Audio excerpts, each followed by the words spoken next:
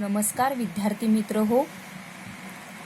विज्ञान आणि तंत्रज्ञान भाग 1 मधील लॉज ऑफ मोशन गतीचे नियम याविषयी आपण चर्चा करत आहोत. यामध्ये आपण आज दोन महत्त्वाच्या व्याख्या पाहणार आहोत. Definitions, distance and displacement.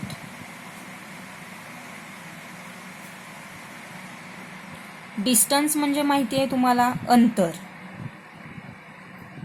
आणि डिस्प्लेसमेंट म्हणजे विस्थापन.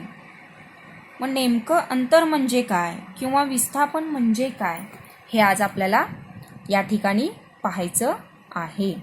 Distance. Distance is the length of the actual path travelled by an object in motion while going from one point to another.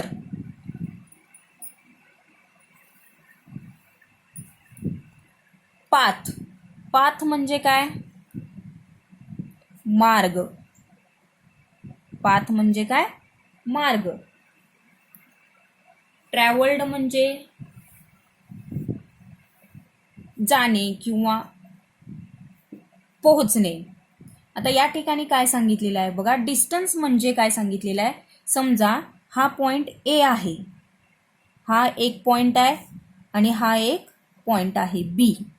मग आपल्याला काय करायचं आहे, ए पासून बी पर्यंत जायचं आहे. मग ए पासून बी पर्यंत जाण्यासाठी आपल्याला वेगवेगळे मार्ग आहेत.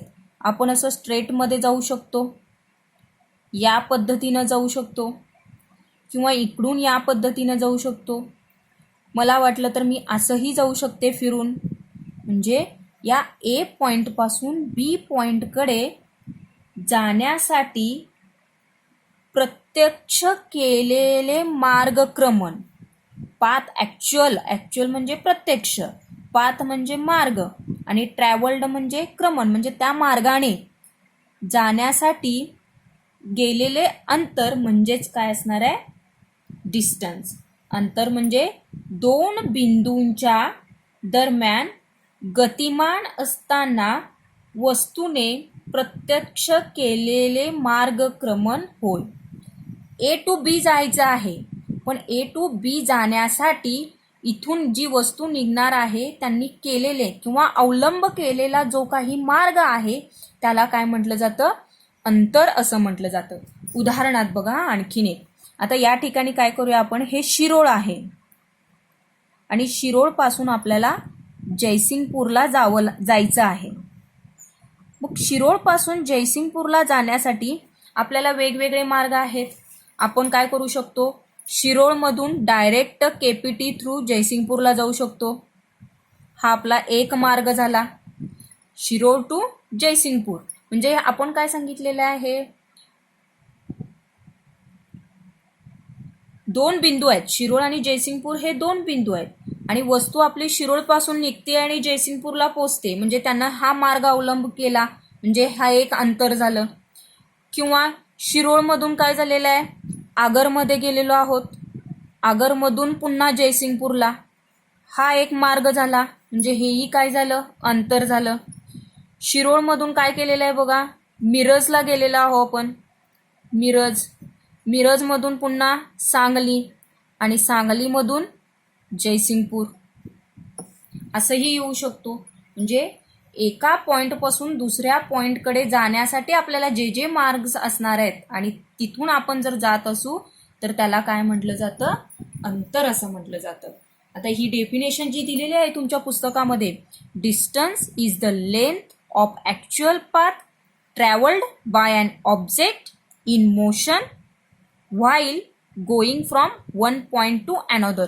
ही सगळ्यांनी डेफिनेशन आपल्या वहीमध्ये लिहून काढायची आहे आणि ती लक्षात ठेवायची आहे, पाठांतर करायची आहे. एक्झाममध्ये तुम्हाला डिस्टन्सची डेफिनेशन विचारली जाऊ शकते.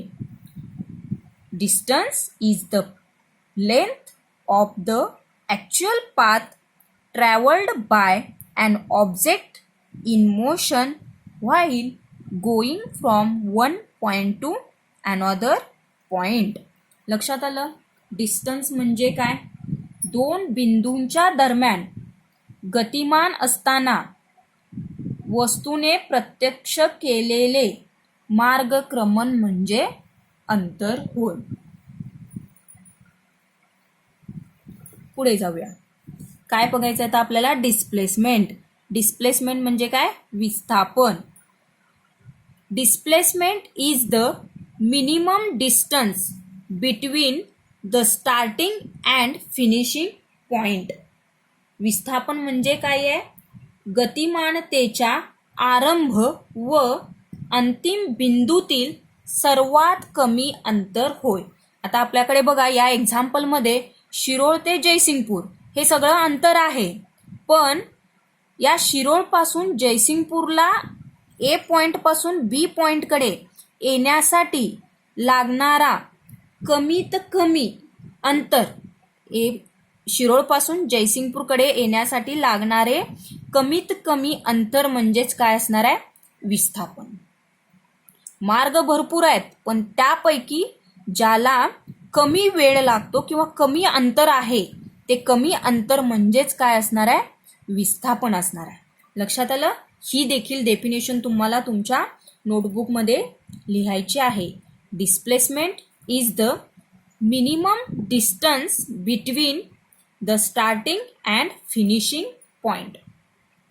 आरंभ बिंदू आणि अंतिम बिंदू यामधील कमीत कमी अंतर म्हणजे विस्थापन होय. आल्या दोन्ही डेफिनेशन लक्षात? ठीक. पुढे बघा. Use your brain power. जरा डोके चालवा. काय म्हटलेलं आहे बघा? Every morning Swarali walks around the edge of a circle field having a radius of 100 meter as shown in figure.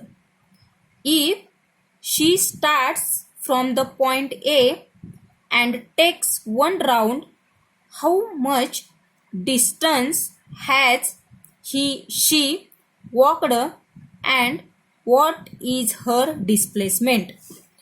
इथं बघा काय सांगितलेलं आहे. हा एक सर्कल आहे किंवा एक फील्ड आहे. आपण समजूया की एक ग्राउंड आहे आणि या ग्राउंडची जी रेडियस आहे, त्रिज्या ज्याला आपण म्हणतो, ती रेडियस किती आहे? R = 100 मीटर आहे. याची रेडियस काय आहे? 100 मीटर आहे. मग स्वराली नावाची एक मुलगी आहे, स्वराली. ती स्वराली काय करते? रोज सकाळी या ग्राउंडवरती एक फेरी मारते. म्हणजे समजा इथं काय करते? इथून ती स्टार्ट करते. याला आपण ए पॉईंट देऊया. या ए पॉईंटपासून स्वराली काय करते? चालायला सुरुवात करते आणि ती चालत एक राऊंड मारत या पूर्ण ग्राउंडला एक राऊंड मारून ती काय करते? पुन्हा या ए पॉईंटला परत येते. असं रेग्युलरली ती वॉकिंग करत असते. How much distance has she walked. मग जर स्वराली ए पॉईंटपासून सुरुवात करून या ग्राउंडला 1 राऊंड मारून कंप्लीट करून पुन्हा ए जवळ येत असेल तर ती किती डिस्टन्स पास करते किंवा किती डिस्टन्स वॉक करते? कसं काढणार तुम्ही डिस्टन्स? तर डिस्टन्स काढायचा आहे आपल्याला. हा काय आहे? सर्कल आहे आणि सर्कलचा फॉर्म्युला काय असतो डिस्टन्स काढण्यासाठी? 2πr. काय आहे? 2πr. 2 पायची व्हॅल्यू किती असते? 3.142 आणि आर म्हणजे काय आहे? रेडियस. किती आहे रेडियस या सर्कलचा? 100 मीटर. आणि टोटली तुम्ही जर काउंट केला तर याची व्हॅल्यू येते 628 मीटर, 628 मीटर. म्हणजे ही जी स्वराली आहे ही किती अंतर चालणार आहे? 628 मीटर अंतर चालते. पुढे काय म्हटलेलं आहे बघा? And what is her displacement. याचं डिस्प्लेसमेंट आपल्याला काढायचं आहे. मग डिस्प्लेसमेंट आपण काय सांगितलं होतं, सगळ्यात कमी अंतर, सुरुवातीचा पॉइंट आणि अंतिम पॉइंट यामध्ये लागणारं कमीत कमी अंतर म्हणजे काय असणार आहे, डिस्प्लेसमेंट. मग या ठिकाणी सुरुवातीचा पॉइंट काय आहे, स्टार्टिंग पॉइंट. एक मिनिट या ठिकाणी स्टार्टिंग पॉइंट काय आहे, ए आहे. आणि एंड पॉइंट काय आहे, एंड पॉइंट सुद्धा काय आहे, एच आहे. स्टार्टिंग पॉइंट ए आहे आणि ती फिरून पुन्हा कुठं येते, पॉइंट ए लाच येते, म्हणजे एंडिंग पॉइंट सुद्धा ए आहे. मग अंतर डिस्प्लेसमेंट आपण सांगणार आहे का, ए पासून ए पर्यंत काय असणार आहे डिस्प्लेसमेंट, 0 0. लक्षात येतं का बघा. अंतर, ती चालते डिस्टन्स किती, 628 मीटर, पण ती ए ला सुरुवात करते आणि पुन्हा ए जवळच येते. म्हणजे आरंभ बिंदू आणि अंतिम बिंदू यातलं कमीत कमी अंतर काय असणार आहे या ठिकाणी, आरंभ बिंदू ही एच आहे, अंतिम बिंदू देखील ए आहे, त्यामुळे तिचं डिस्प्लेसमेंट काय असणार आहे, 0 असणार आहे. आलं लक्षात. ठीक आहे, पुढे बघा आता. If a car starting from point P, एक कार आहे इथं आणि ती पी पासून काय करते, स्टार्ट होते, goes to point Q. P पासून स्टार्ट होऊन ती कुठेपर्यंत जाते, क्यू पॉइंट पर्यंत जाते. And then returns to point P, पुन्हा क्यू पासून परत पी पर्यंत येते. How much distance has it travelled. आता बघा, पी ते क्यू काय डिस्टन्स आहे, पी पासून क्यू पर्यंतचा डिस्टन्स किती आहे, 360 आहे. म्हणजे कार काय करते, पहिला पी टू क्यू जाते, पुन्हा क्यू पासून पी कडे येते, म्हणजे पी टू क्यू 360 आणि पुन्हा Q to P 360. Total distance काय झाला, 0 6 + 6 12 3 + 3 6 आणि एक 7 720. डिस्टन्स काय असणार आहे त्या कारचा, ती किती अंतर चालणार आहे, 720 मीटर, 720 मीटर अंतर चालणार आहे. And what is it's displacement, त्याचं डिस्प्लेसमेंट काय असेल बघा. सुरुवातीचा पॉइंट काय आहे, पी, गाडी जाते कुठेपर्यंत, क्यू, पण क्यूला जाऊन थांबलेली आहे का ती, नाही, पुन्हा क्यू पासून पी कडे आलेली आहे. म्हणजे P to Q, Q to P, म्हणजे सुरुवातीचा पॉइंट काय आहे, पी, अंतिम पॉइंट काय आहे, क्यू. स्टार्टिंग पॉइंट पण पीच असेल, एंडिंग पॉइंट पण पी असेल, त्यामुळं डिस्प्लेसमेंट इथं काय असेल, इक्वल्स टू 0. याचं देखील डिस्प्लेसमेंट काय असणार आहे, 0 असणार आहे. लक्षात आलं इथंपर्यंत. Even if the displacement of an object is 0, the actual distance traveled by it may not be 0. म्हणजे एखाद्या वस्तूचं विस्थापन हे 0 असलं तरी त्याचं अंतर 0 असू शकत नाही. इथंच आपण उदाहरण घेतलेलं आहे. यांच्या दोघीही एक्झाम्पलमध्ये विस्थापन 0 आहे, पण त्यांचं अंतर काय आहे, वेगवेगळं असू शकतं. लक्षात आलं या ठिकाणी. आता पुढच्या तासाला आपण स्पीड अँड व्हेलॉसिटी पाहूया. ठीक आहे.